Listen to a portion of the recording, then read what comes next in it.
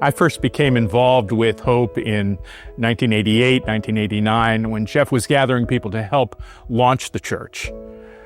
I'm a writer, and I had written a book about worship. Jeff was wondering how this new community of faith would worship, and so he was picking my brain about ideas. Now, Jeff had this policy. He didn't want to steal people from other churches, and he thought I was happy at my current church. I really wasn't. I was ready for something new, and so God led me to call Jeff when I got home from one of those meetings and say, could I be part of this core group? And he said, I thought you'd never ask. In those early years, we were following that parable of Jesus where you go out to the highways and byways to bring people in. The normal invitee list doesn't apply, that we are reaching out to newcomers.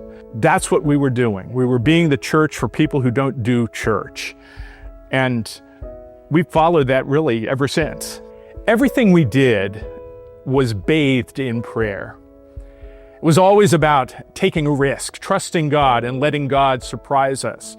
And He did surprise us. We planned that first service for April 1st of 1990, and well, the school wasn't available then. We didn't have a place to meet. We were able to start November 18th of that year, and in fact, that intervening time was really important for the life of Hope Church. Some new people came to the core group who started new ministries that helped us out right from the beginning. Jeff was able to help our mother church, Haddonfield Methodist, through a time of transition there. And so when it came to November 18th of 1990, we were ready for that first service. God had prepared us well. How many of you here this morning are first-time visitors? Raise your hand. When's the last time that happened? One thing that was true about Hope from the beginning and remains true today is that this community cares about helping each other discover our gifts and use those gifts to serve God. For me, that I've been involved in drama, and we've performed Godspell on several occasions in this church, and that has been a wonderful experience for me and for many others. One of the significant transitions in our church life is when we moved from renting school spaces at Signal Hill or Eastern High School to our own building at 700 Cooper. It brought a different kind of challenge to our community because now we needed to learn how to make this a space for the community. We always believed that the church is not a building, it's the people. And we were able to do that when we were just renting that space. But now that we had our own space, how could this building express who we are in this community and share the love of Jesus with everyone in the vicinity? That was an important transition as we learned to do that, and we've been continuing to learn how to do that, even now with the meeting place on the corner that we're using to reach out to the community in very physical ways.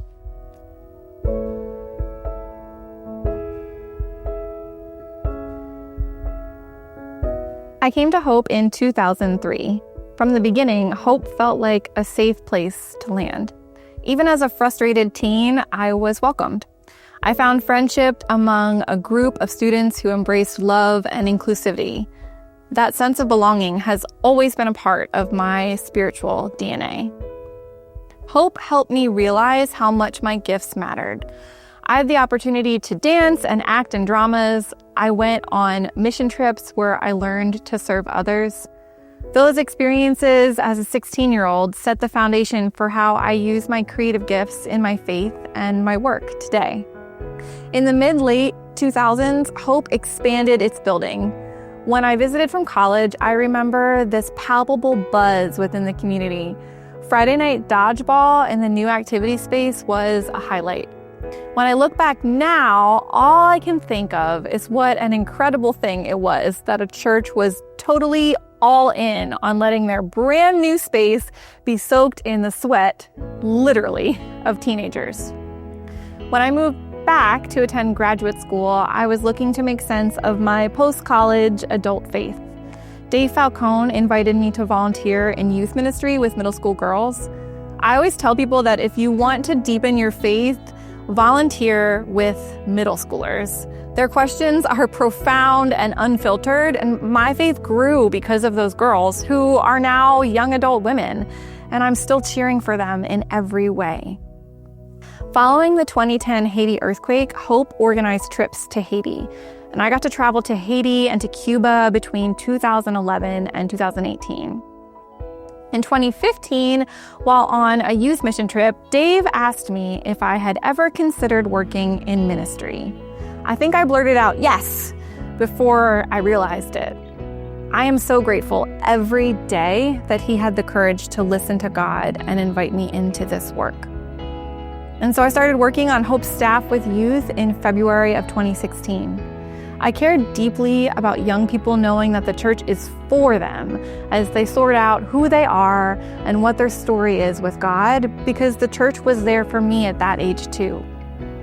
After about 5 years, I transitioned to my current role as communications director. I wasn't planning on this shift, but God nudged me, and it became increasingly important to me to help Hope feel like home for everyone, both in person and online. And I think it was well timed because now we serve this wonderful hybrid faith community. And the majority of new people find us by searching online first, and I believe that those connections can grow our faith just as much as in-person ones do. Next year, I'll have been on staff for 10 years, and I cannot believe how fast that has gone by. During my years on staff, I got married to Chris, and we have 2 boys who both participate in Tomorrow's Hope preschool. We've been profoundly grateful for this consistent community as we discover the joys and exhaustion of being a young family. Our boys feel so loved here. They have friends here. I carry these fresh memories of Kale asking when dinner at church is each month, which is third Tuesday, or Pastor James and Julie whisking Otto out of my arms as a baby without hesitating, because new parents, we always need a break. When I look back over the last 35 years, I can see how at the beginning, God was leading me toward a change, and I'm sure that was happening with many other people as well. I can honestly tell you that Hope is the best thing that has happened in my life. God used it to open my heart to Him. I can be a cynical guy, and yet God brought joy and authenticity to my life, and I learned to love and respect what God was doing among the people of Hope. That desire for an authentic connection with God was what brought me here to begin with, 35, 36, 37 years ago, and even now today. I am surprised on a regular basis for how God continues to make space for me in this community. It absolutely hasn't been a perfectly straight line. I have often wrestled with God over my faith and my work, both in personal and practical ways. But Hope has remained a constant space where I can show up as my whole self. It propels me forward to want to help others experience a community of faith in this way. I'm excited about what God has in store for the next 35 years. It's one of my greatest prayers that we continue to be a community that reaches outward past ourselves for the sake of others.